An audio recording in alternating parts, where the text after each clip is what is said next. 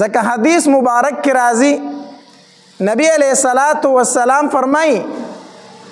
وی چې کله الله تبارک وتعالی جنت او جهنم جوړ کړل دای پیدا کړل نو الله تبارک وتعالی جبرئیل علیہ السلام ته حکم وکړو وی جبرئیل لاړ شه د جنت تماشا وکوي ګوره نو جبرئیل علیہ السلام جنت ته لاړو نو جنت وکتو او دا هغه نعمتونه او دا هغه خوشحالي ولیدلې نو چې واپس راغې الله تبارک وتعالی تینا تپوس کو جبرئیل جنت څنګه وو نو جبرئیل علیہ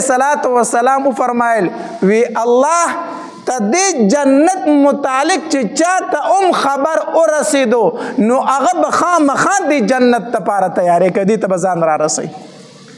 داسې نعمتونه چې چا واورېدل نو ضرور به ځان دې جنت لرا رسي ځکه حدیث مبارک کې راځي نبی علیہ السلام فرمایي حدیث قدسی دی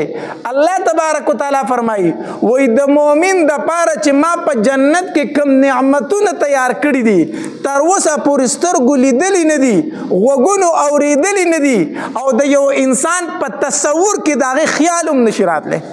د انسان په زړه کې د هغې تصور او خیال هم نشي راتلی داسې نعمتونه الله تبارک وتعالی د مؤمن د پاره په جنت کې تیار کړي نو جبرئیل علیہ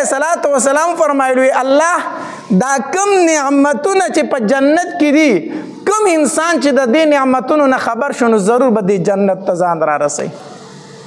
بیا ورته الله تبارک وتعالی فرمایلو جبرئیل لاړ شه د جهنم تماشا وکړه جهنم وینا جبرئیل علیہ السلام لاړو د جهنم ننداره وکړه او د جهنم هغه ووري ولیدو د جهنم هغه بړکای ولیدله د جهنم هغه غصه ولیدله د هغې عذابونه ولیدل چې واپس راغی وی الله د دې جهنم متعلق چې د چا غوږونو تم د دې خبر ورسېدو چېرته به دې جهنم ته رانه شي چېرته به هم دې جهنم ته رانه شي بیا ورته الله تبارک وتعالی وفرمایل وی جبرئیله اوس لاړ شه لږ بیا د جنت تماشا وکړه ځکه دا جنت چې دی دا خو ډېر ښایسته ما تیار کړی ډېر ښکلی ما تیار کړی دی خو دې جنت ته به راځي خلک څنګه د دې د راتلو هغه اسباب ورشه وګوره چې دې جنت ته به سړی څنګه راځي نو جبرئیل علیہ السلام لاړو او چې کم اسباب دي د جنت د تلو کم اعمال دي د جنت د تلو کم تکلیفونه برداشت کول دي د جنت لپاره چې هغه ولیدل کنه او واپس راغی وی الله دې جنت ته هیڅوک نشي راتلی که څوک راځي صرف ستا په رحم به راشي دې جنت ته راتله ډېر مشکل دي ځکه چې دې جنت ته راتله په تکلیفونو باندې دي په مصیبتونو باندې دي څه تکلیفونه د شریعت دي او څه تکلیفونه هسې په انسان باندې راشي لکه مونځ کول د ورځې 5 ټیمه دا به چې ته وایي دا ګران کار دی که نه غرمه خلک خوبونه کوي او ته به په غرمه کې پاسې جومات ته به مانځله راځي لنډې لنډې شپې دي خوب به دې لا پوره شوی نه بیا به مانځله پاسې په ژمي کې یخې شپې د سحر مانځله به پاسې مسجد ته به راځي سخته ګرمي به وي تږی به وي وږی به خو روژه به نیسي دا تکلیفونه نه دي روژه به نیسي دارنګې بدني تکلیفونه هم په انسان باندې ډېر شی راځي که نه تبه ده ټوخی دی بل مرض دی غریبي ده بل مرض دی بل مرض دی دا تکلیفونه په انسان راځي نه نو دا هم ګورې د جنت لپاره یوه ذریعه ده په انسان باندې دا تکلیفونه راتلل ښه لکه حدیث مبارک کې راځي نبی علیہ السلام فرمایي وایي د یو انسان دپاره الله تبارک وتعالی په جنت کې ځای جوړ کړی وي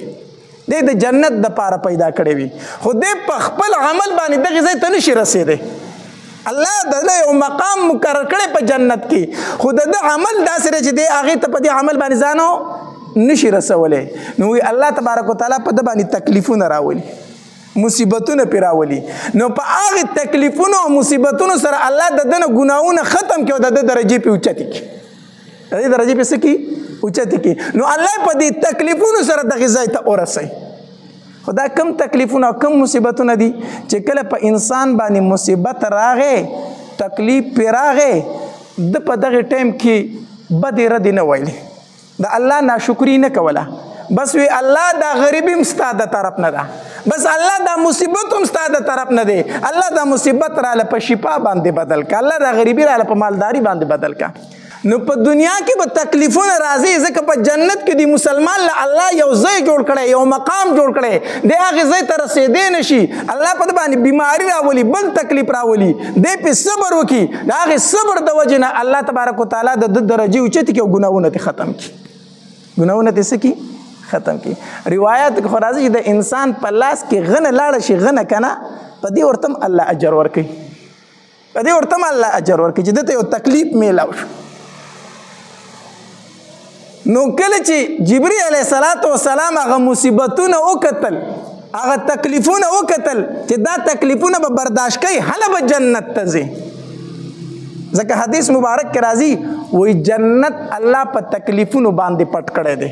حدیث مبارک کې راځي نبی علیه السلام فرمایي خبردار د الله سودا ګوره ګرانه ده، د الله سودا څه ده؟ ګرانه ده، د الله سودا ارزانه نه ده. جنت ګټل داسې آسان کار نه دی، تکلیف په برداشت کوي. زموږ استاد به فرمایلی دا صدلون خوړ خیرات خو نه ده چې هر سړی دې ورته ځي، تکلیفونه به برداشت کوي. نو جبرئیل علیه السلام چې هغه تکلیفونه وکتل که نه او واپس راغی، وی الله دې جنت ته تله ګران دي، صرف ستا په رحم به ورته خلک ځي. بیا ورته الله تبارک وتعالی فرمایل اوس لاړ شه د جهنم د تلو اسباب وګوره چې د جهنم ته به خلک د کومو عملونو د وجې نه ځي. نو چې جبرئیل علیه السلام لاړو او جهنم یې وکتو، نو جهنم په مزو کې پټ و. جهنم په څه کې پټ و؟ په مزو کې پټ دی، ځکه چې عیاشۍ دي، خوشحالۍ دي، بدکارۍ دي،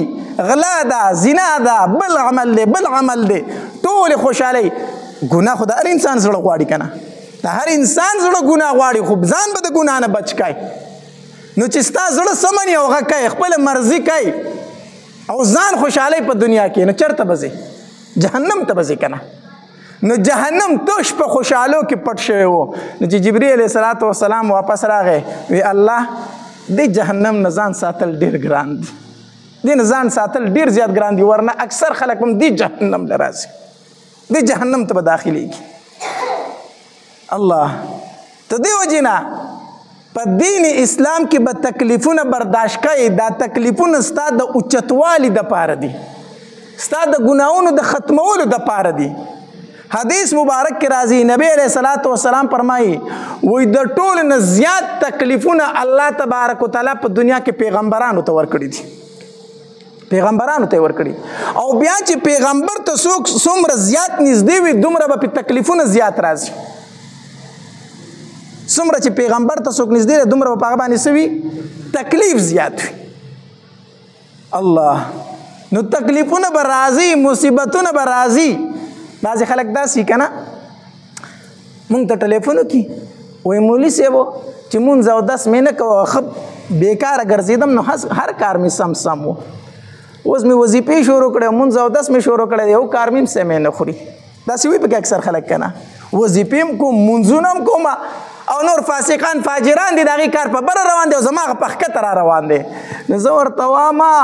الله تبارک وتعالی درنه په دې مصیبتونو باندې کوم ګناهونه چې دي کړي هغه درنه ختموي که نه؟ هغه درنه ختموي. ستا دپاره الله په جنت کې ټکانه مقرر کړې ده، ځکه خو ته دیندارۍ ته راواړولې. اوس په دې دیندارۍ کې به مصیبتونه راځي چې کوم ګناهونه شوي چې د هغې کفاره درله په دنیا کې درکړې شي، او الله تبارک وتعالی په ستا درجې اوچتې کړي، دغې مقام ته دې ورسوي. نو ان مع العسر یسرا، ان مع العسر یسرا. د دین اسلام د پاره چې چا سختی برداشت کړې ده که نه، نو د هرې سختۍ سره بیا څه دي؟ خوشحالۍ دي. د هرې سختۍ نه وروسته بیا خوشحالۍ دي. خو د دین اسلام د پاره دا نه چې د دنیا د پاره ته تکلیفونه برداشت کړه بیا وایي چې وروسته به خوشحالي راځي. د دین اسلام د پاره، د شریعت د پاره چې چا تکلیف برداشت کړی الله تبارک وتعالی په بیا ښې ورځې راوستې دي.